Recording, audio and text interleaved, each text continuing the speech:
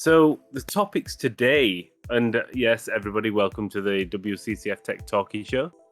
Absolutely. We're going to be talking about Sony buying a load of stuff. Microsoft and Kojima, a partnership is going on. I know we talked about that before as well. Ubisoft and they've got some shit, and Nintendo Switch, they've got some maybe not shit.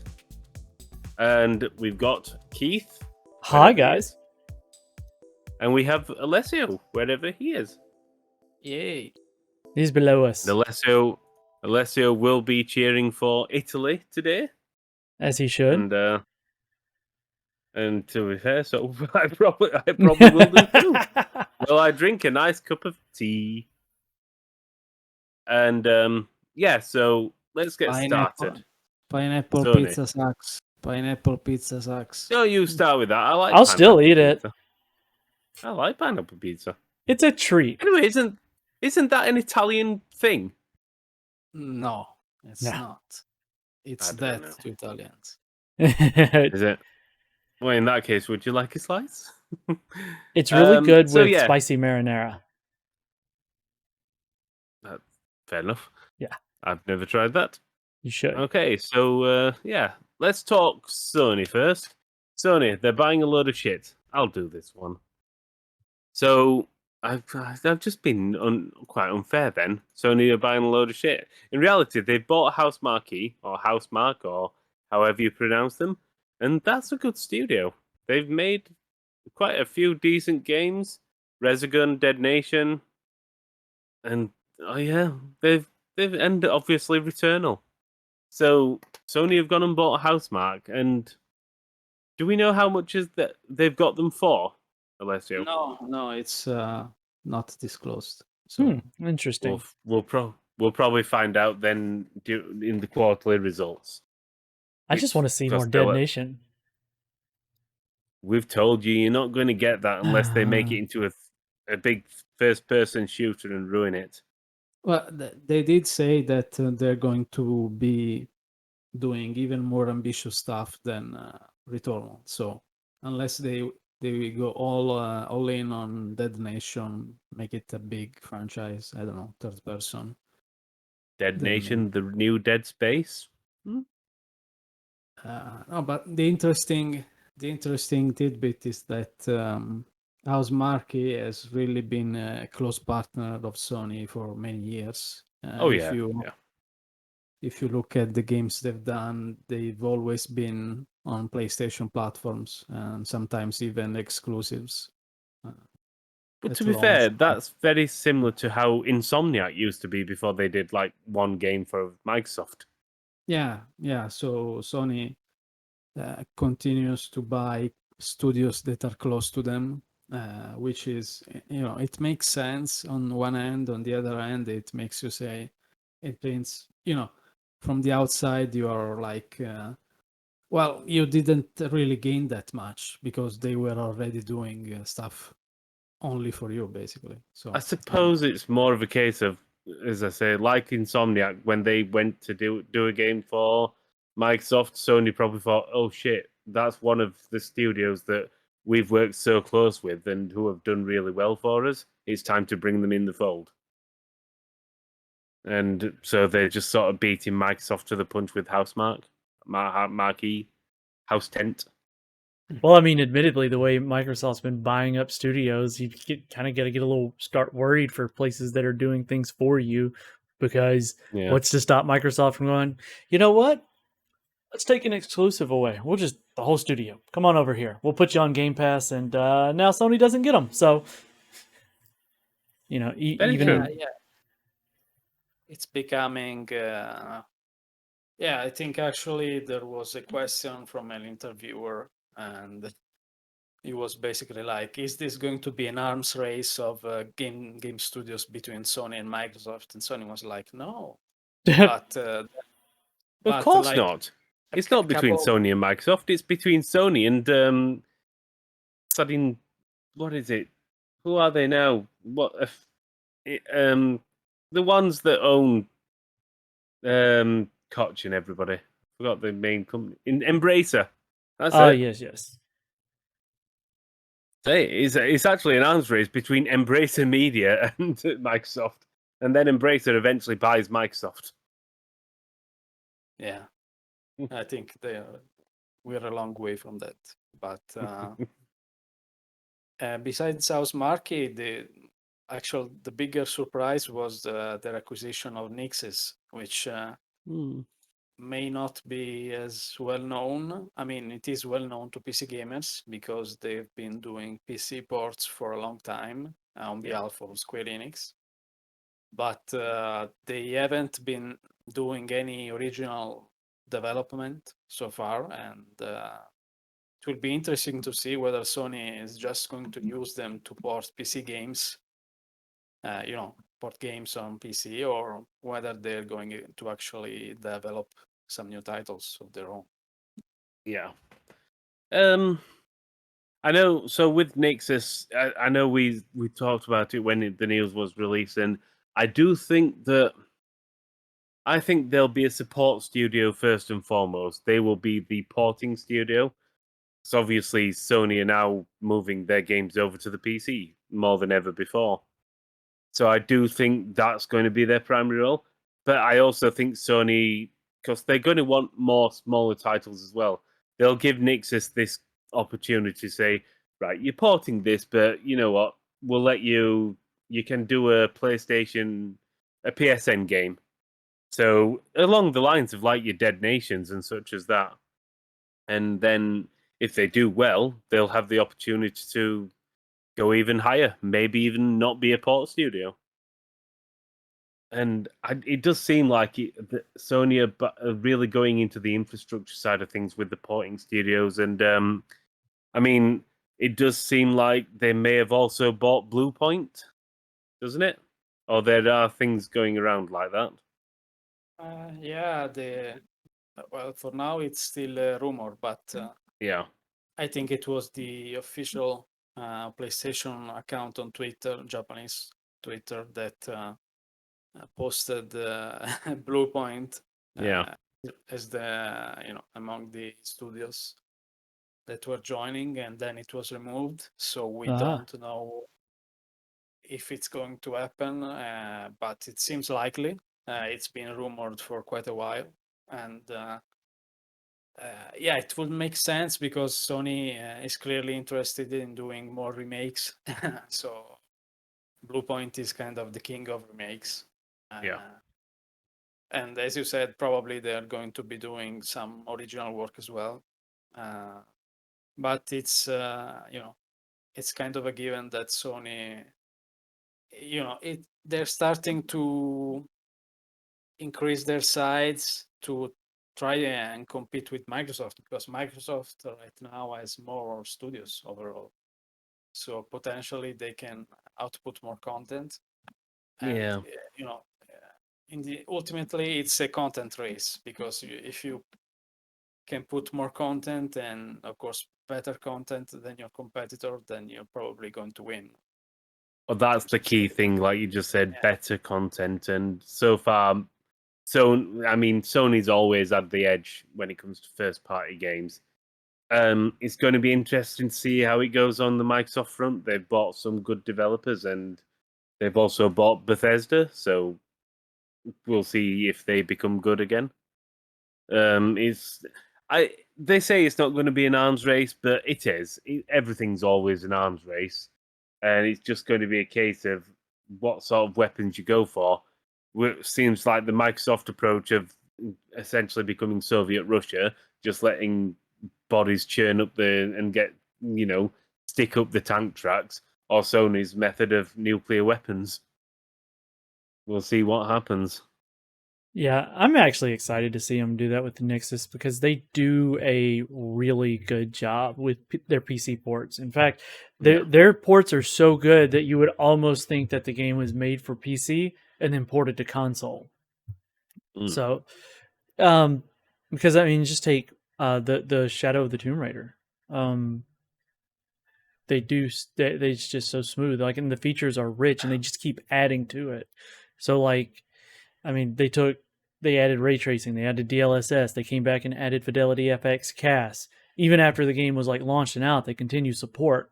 and not a lot of people do that these days. Like usually, if it's a port, I mean, look at places like Warner Brothers. What happens when they get a hold of a port? I'm just saying, like, these are two very different ends of the spectrum. And if you decide that as a studio, because right now, so Death Stranding and Horizon Zero Dawn were both handled by different studios whenever they came over. Yeah. So 505 Games did Death Stranding, right? Yeah, that was published by them, yeah. Yeah, and then who did the Horizon Zero Dawn? I think, both Horizon and, well, at least Days Gone, I'm sure that it was done in-house from Bend Studios. Yeah, Horizon will have been done in-house. Okay, but Death Stranding wasn't actually a Sony thing. Yeah, because it was a Kojima production. Yeah, exactly. Well, what I was getting at is like those two went very differently. So, Death Stranding had a near flawless port. It was fantastic. Horizon Zero Dawn took months to get smoothed out. It had a very rough launch. Took months to get it smoothed out. I mean, now it's running great. Like if you load it up, the game runs fantastically.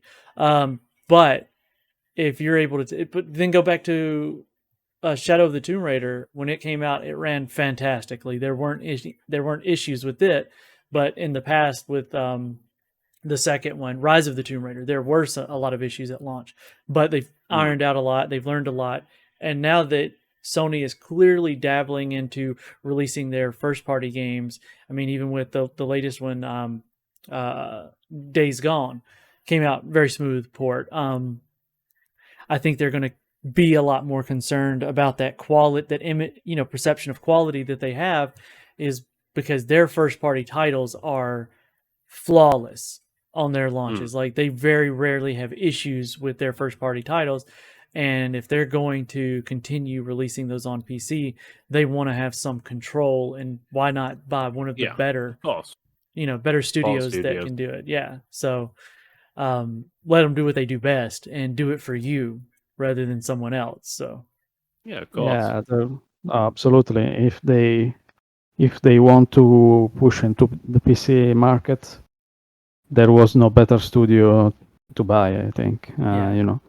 And also this way they can free up the original developers to keep doing what they do best, which is not clearly PC development, but exactly making PlayStation games, and then Nixes will take care of porting. So yeah, it would make sense. Yeah, most certainly. And well, speaking of Death Stranding and the person behind that, Kojima. There's some news about Kojima. Which one of you wants to talk to us about the Kojima news? Alessio, take it away. Yeah, actually, I wanted to do a closing thought on the Nixes thing, because I'm thinking, what is Square Enix going to do now? Because I think they were, in retrospective, they were kind of naive not to purchase Nixes for all these years that they've been together working as partners, and now I don't know how they're going to deal with all the PC ports of their games in a way that's actually. That's a good point. Yeah, it's going to be a problem for them, I think. But they're obviously gonna hire Warner Brothers. Oh dear Lord! Yeah. Oh God! Go on then. Tell us about Kojima then. Well, it's been rumored for quite some time that Kojima is in talks with Microsoft about his next game, because it's supposedly going to be a cloud-native game, and Sony really isn't big into that yet, while Microsoft is. We've also talked in a recent podcast that they hired one of the designers of Portal, and specifically to create cloud games.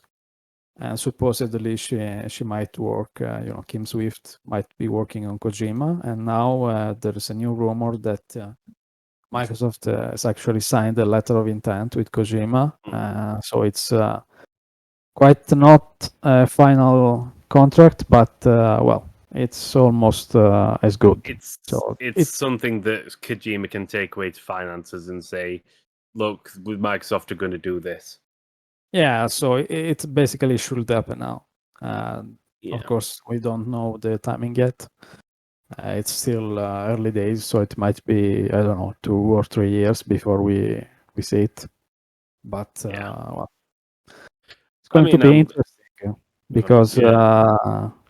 PlayStation fans have surely seen Kojima as kind of a banner man for PlayStation in many ways. And now I don't know how they're going to react to an Xbox exclusive game. It's a weird one because I can only reiterate what I said the last time we talked about it 2 weeks ago. It's not time. It's not the right time for a cloud exclusive game. And it's simply because the infrastructure isn't there. It limits the number of players who can play it. And that's all I think about it. It's one of those things I can see it launching that way, and then it's going to go the way of a lot of Vita games where it's available on other platforms. Yeah. To try and recoup some of those costs that were lost. I think that's what will happen. If it launches as a cloud, it won't be a cloud exclusive. It will be a cloud timed exclusive. It'll be on the cloud, and then Microsoft will sell it as a full title. And as an idea sort of thing, we don't know. It just depends what Kojima comes up with. It could either be brilliant or batshit crazy, likely both. Isn't that the brilliance of it? Yeah, true. Is unpredictable. Although, I mean, if they're really just signing the pre-contract thing, I mean, will still be out in I don't know 2024 or even 2025. I mean, by then we could have a proper cloud infrastructure in place, possibly. Possibly. We shall see. Yeah. Yeah, it's one of those things. I just don't. It's impossible to know because the world is a bit topsy turvy. So the people, the infrastructure, and everything, and even developing infrastructure at the moment is harder than it was 2 years ago. Just simply due to the lockdowns and the materials and everything required. So 3 years, I don't think we'll be in that place, but give us a few years to recover from COVID and then get back. Maybe so.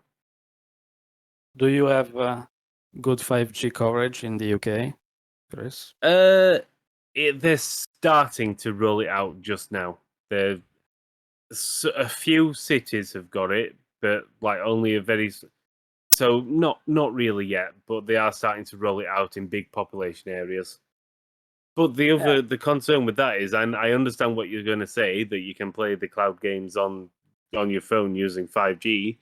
But my argument then is, I don't want to play a game on 5G on my phone. I want to play it sat down on my PC, which is cloud gaming as well. But that's not got a 5G connection. Yeah, absolutely. But clearly, the whole concept of cloud gaming can only work with a 5G basis behind it. Yeah, 5G or a good internet connection. Cup of Yorkshire tea. That's what you moving need. from cloud Yorkshire to live tea. service. This is your fucking hell. favorite topic, Ubisoft. You know, I'm not surprised. I'm irritated by it, but I'm not surprised. So, Assassin's Creed Infinity. So, the big two studios that do the Assassin's Creed games, is it Montreal and, I don't know... Quebec? Quebec, yeah, Montreal and Maple Syrup. Ubisoft Montreal and Ubisoft Maple Syrup. They're both now teaming up. So yeah, they're now teaming up to make Ubisoft Canada or whatever. I don't know. I don't know if they're just going to be separate studios. But instead of just making separate Assassin's Creed games, Assassin's Creed Infinity is now just going to be, as the title gives it away, it's going to be one long live service Assassin's Creed game. And, well, they're the rumors. Well, in fact, no, it's been confirmed. It was a rumor. It's been confirmed now. And it's just going to be fucking pathetic. And the problem is, Ubisoft have proven they can make live service games, but Assassin's Creed is too big already. It's too full of meaningless shit. It's too full of climbing the same fucking towers and landing in the same chuffing bush that would snap your fucking neck if you jumped into it. Oh my god. No, don't do it, Ubisoft. Don't make an Assassin's Creed game as big as World of Warcraft, because that's what it's going to be, and people are already bored. I'm already bored of it. It's gone on long enough. It's just so annoying. I mean, to be honest, I am quite, I thought they'd do it sooner because it really, it's the biggest franchise Ubisoft has by far. So it is, yeah, but they're going to kill it. They've always been fans of live service games, and basically the idea here is that there will be different settings, and they might be a bit different. So it kind of a connection between different games, but you're still, I don't know, maybe you have an account level that that's overarching between all of the different settings when you unlock stuff. Well, it's still very early days, and we don't know how it's going to work exactly. So it's interesting. I think there is potential, but of course there are also many question marks. It's shit. It is shit. It is wank. It is on par with. I don't know. So what you're telling me, Chris, is you're excited. That's what I'm hearing. Yes, because 8 is actually love. I don't have a problem with the recent Assassin's Creed games, other than that they are too big. They're too full of meaningless shit. And all this is going to do is become just a bigger sandpit of meaningless fucking shit. The next update, so the first Assassin's Creed Infinity, is going to start in, I don't know, it's going to be, let's think, it's going to be modern London. So, and then the next update will take you to ancient Rome. Yeah, ancient Rome. Then the update after that will take you to, I don't know, a Canadian maple syrup factory. Yeah. And it's all going to be loosely tied together with, I don't know how it's going to be tied together. It's going to be bullshit. It'll be some relative of a character that's no longer around. That's all they're going to have to do. It's like they're going to make a hub. Like they'll have to make a hub where you've got the Animus. Is that what it was called? The machine, yes. The Animus. So the hub's going to be like the Animus, and some factory in futuristic. I don't know where it was set. The future now, where Desmond was, and Desmond got wrote off very quickly. Desmond. Yeah, it's like, but it's just going to be bullshit. Welcome to the Animus. We've just released a new update. In fact, that's what they're going to call the mobile app. I can tell you right now, it's going to be called Animus. There's got to be a tie-in mobile app. Oh God! I was gonna say, is that official, or is this just Chris speculatory? Chris, please don't have mobile. No, I mean the title and the fact that the two studios are joining is official. As to the details, they are not official yet. Oh, okay. So you watch them coming. Save this podcast. You save the podcast. In 2 years' time, 3 years' time, when they announce the details before release, and you find out there's an Animus mobile app. In fact, they're probably going to get the idea from me now. They'll watch the ad. They'll watch this podcast and think, you know what? That ranting fucking lunatic's got an idea. That, or they already had the app and they had to make the game fit it. But no, I genuinely worry. I genuinely worry because the sprawl with Assassin's Creed's already got too much. There is too much sprawl already, and it's too much meaningless filler crap. I mean, I like my open world games like Yakuza, where yes, it's an open world. It's not the biggest open world, but it's dense. There's something to do, and it's always interesting. I don't know. Maybe it will be actually positive because, yeah, I mean, doing a game that's too expansive in a single player setting is kind of redundant in a way. But MMORPGs, for example, MMOs are really games that are meant to be endless. So if you put more stuff into it, then it's almost never bad, unless it's really badly done. So I think it will make more sense, perhaps in a. I'm gonna stick to the opposite of that view. And I understand you like Assassin's Creed Alessio because it had an Italian character for 3 games called Ezio. And Ezio was cool. I haven't even played them all, so I know you just love Ezio, but you don't need to defend it. It's going to be shit. We know what we all think, really. I still need to play. I don't know. See, I loved Odyssey. I've enjoyed the Assassin's Creed games outside of 3. No, they're decent enough games, but even you must admit that they've got too much like meaningless shite in them. I mean, I've got over 100 hours in Odyssey. I'm probably not the person to ask about that one. You like the meaningless shite. You're the one who goes around collecting the blue grain of sand. I am. Chris, you're outflanked.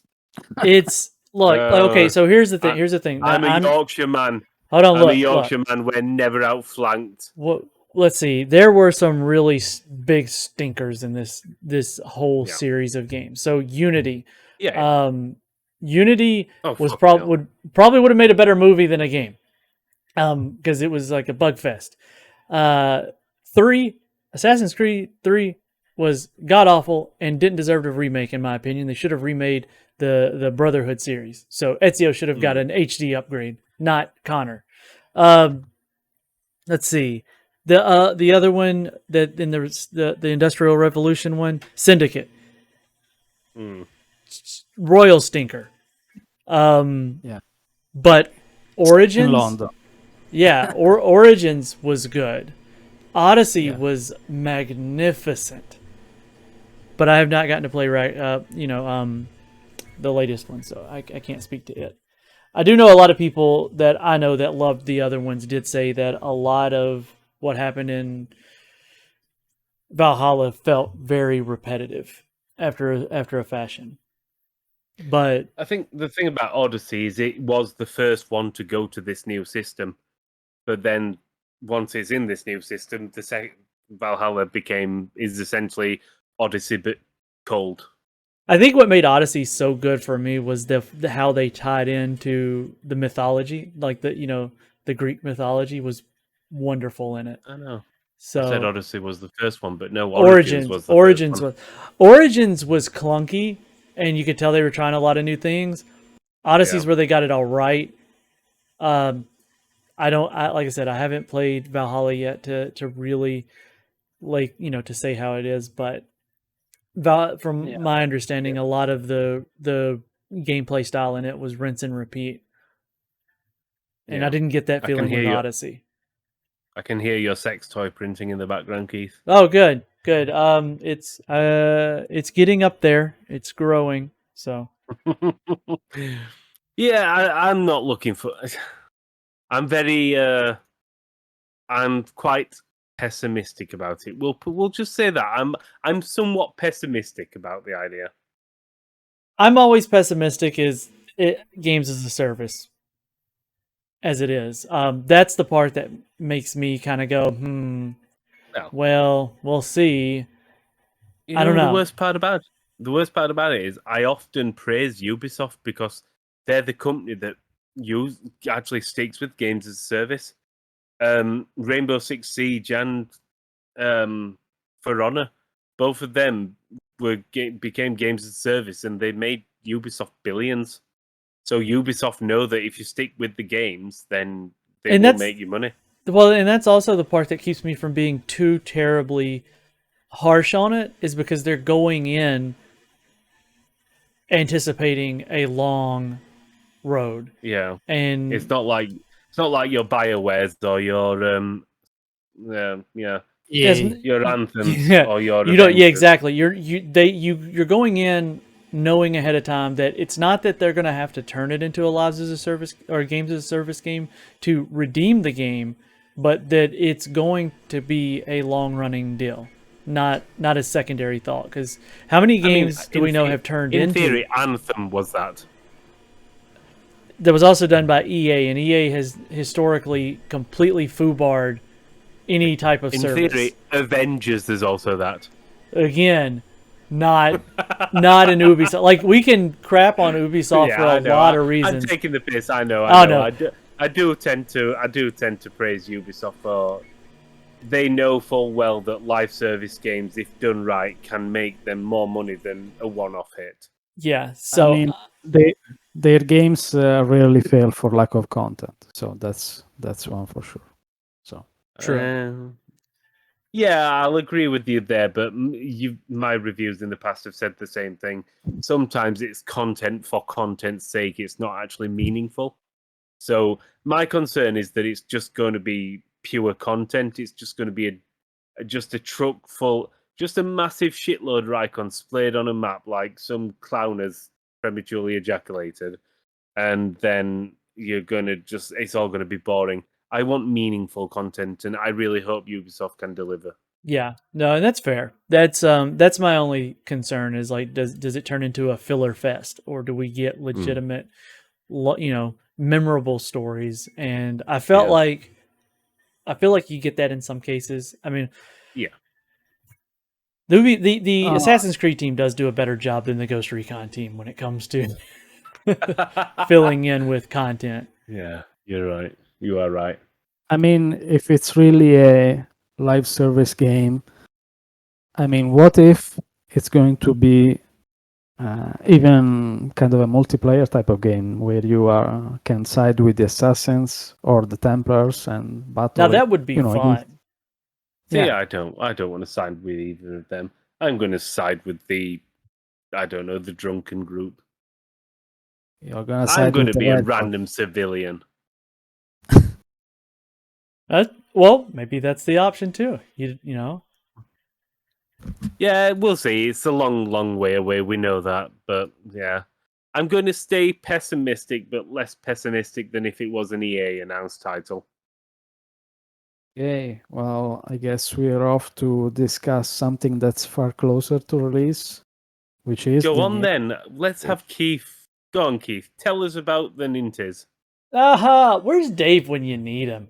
I want to get Dave's opinion on this one because I was very underwhelmed with the Nintendo Switch OLED. Because, I mean, it's actually, here's the thing. Just because I was underwhelmed doesn't mean that I think it was bad. I actually think it's a good option. I think it has a good place in the market. I think the pricing is fair. I think, however, a lot of people were anticipating a Super Switch, and what they got was a souped-up Switch. So you've got the Nintendo Switch. They've bumped the size up from 6.5 to 7 inches, and they've given it an OLED screen, which is admittedly a very nice improvement, especially on a smaller screen where it's super crisp, super clear. But that's it. I mean, some extra storage and they put the thing in the dock. You got an Ethernet cable plugs into your dock. So, the stand is much more adjustable on the screen when you want to use it in tabletop mode. So. And the audio is enhanced. So, I mean, like, there are some good things all around. And I think the beefed up storage and the screen size alone does somewhat justify the pricing of it. But that's it. There's nothing on the inside that it's not going to be any faster. It's essentially the same thing that you had, but it's like getting a new TV for your console. Yeah. It's if you already had a Switch,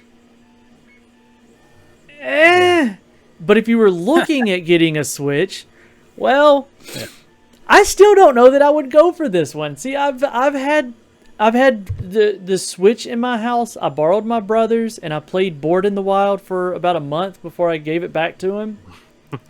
and then I got my kid. We got her the Switch Lite, and I got to playing with it. And you know what? I actually like that one better. I think as the idea around a console or a portable console, and I get that the Switch is kind of both. It's however you want to do it, but I like the Lite better as a console. And I think if they came out with the Switch Lite OLED, I might actually buy that for myself. Yeah. Instead of stealing my kids whenever I want to play Yoshi's. So, do we know who's manufacturing the screens for it? Don't think so. LG, because who else would do it? There's only two companies: the LG or Samsung. Yeah, that's because Samsung make mobile OLED screens. Yeah, do the TVs.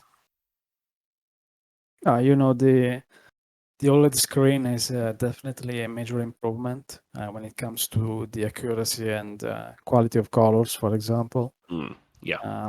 That's for sure. But I have to agree with Keith in that everyone was discussing Switch Pro for the last year or so.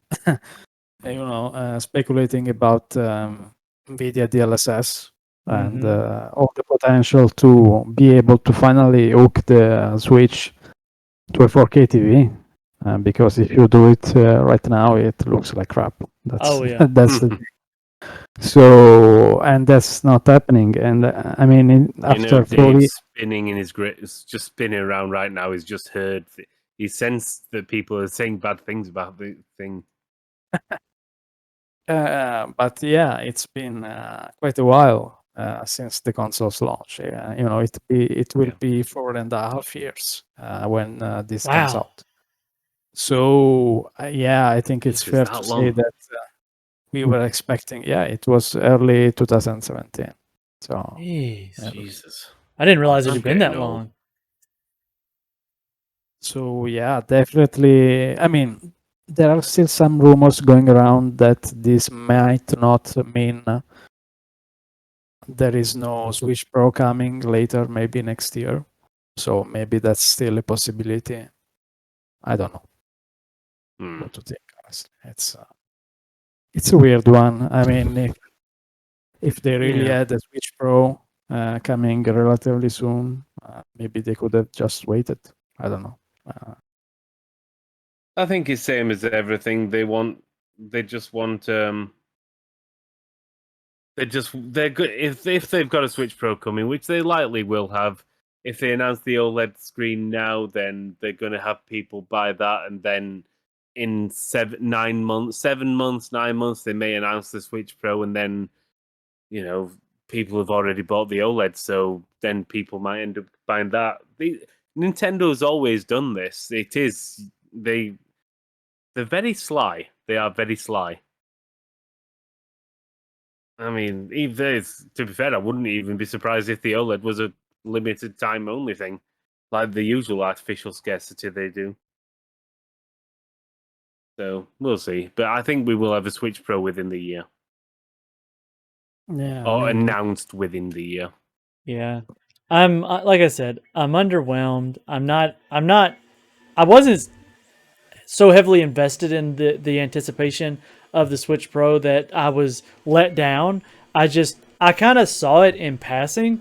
Now, my brother, he loves his Switch, and he called me, "Did you see this crap?" And I was like, whoa, the Switch OLED. He's like, "This is garbage." And he was upset about it. No, he was pretty upset about it, and I was like, I didn't realize. Quite a few Nintendo fans, Switch fans, are upset about it. But yeah, that's why I want to hear what Dave has to say. I'm gonna send him a message. Then maybe we can read it here in the next podcast. Yes. Or just bring him here. Bring him here. I'll do a dramatic Dave reading. Hold on. Do I appear bald? God. You have to Oh, do God. you have to do his accent too. I'll have No, to. it's not it. I'm no good at accents. Oh, dear. Chris could probably do it better than me. Chris, make yourself bald. Shave your head next week, and you get to read Dave's response. No! I can't shave this. I mean, you really should, but that's a whole different topic. Ooh. I love you, That's Chris. I'm going to come over to America. Please do. I'll buy you around. Yeah.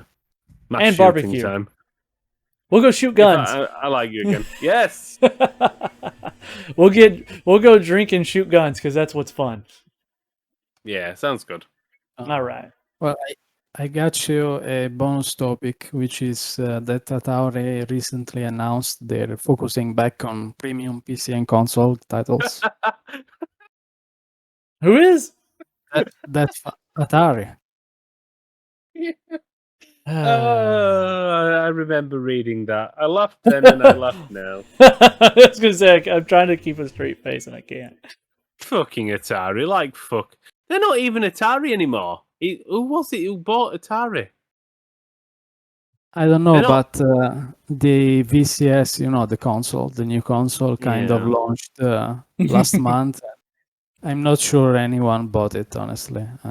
No, because it was. a Oh load of god, shit. Warner Media owns them. Is it? Really? Are you sure? I don't know. That's what I keep seeing. I'm trying to find out who it's like. They're like, oh no. Maybe they still own themselves.